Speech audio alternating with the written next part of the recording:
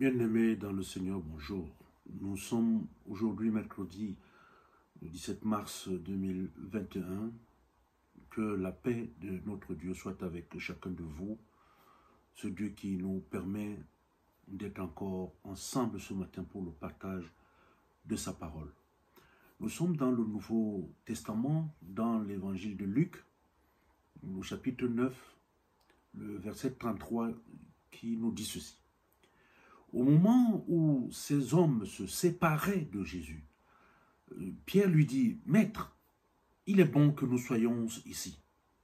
Dressons 3 tentes, une pour toi, une pour Moïse et une pour Élie. » Il ne savait ce qu'il disait.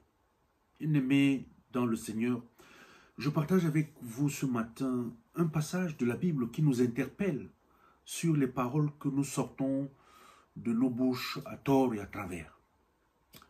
Jésus a pris avec lui 3 de ses disciples, Pierre, Jean et Jacques, et il est monté sur la montagne pour prier.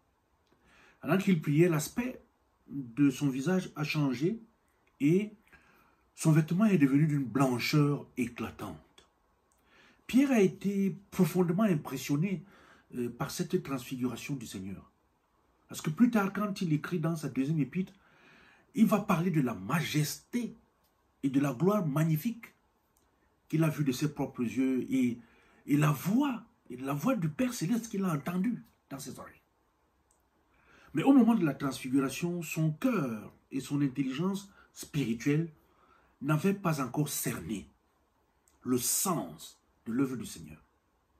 D'ailleurs, dans l'évangile de Marc, au chapitre 8, le verset 33, Jésus lui avait dit, « Arrière de moi, Satan, tu ne conçois pas les choses de Dieu, tu n'as que des pensées humaines. » Et maintenant, en face de cette manifestation de la divinité du Sauveur, Pierre a proposé de dresser des tentes pour Élie, pour Moïse, et une pour Jésus, comme si aucune tente, aucun tabernacle pouvait contenir la gloire du Seigneur.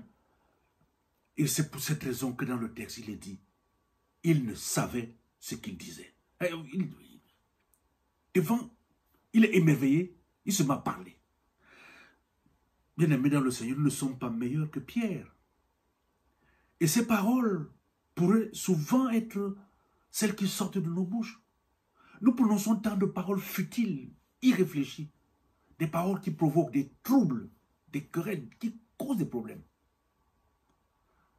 Comme le disent, n'est-ce pas, les proverbes, il faut que chacun de nous mette une sentinelle à sa bouche et un gardien à la porte de sa pensée. Ne crions pas de nous taire quand nous ne savons pas quoi dire. Beaucoup de personnes parlent trop, alors qu'elles n'ont rien à dire.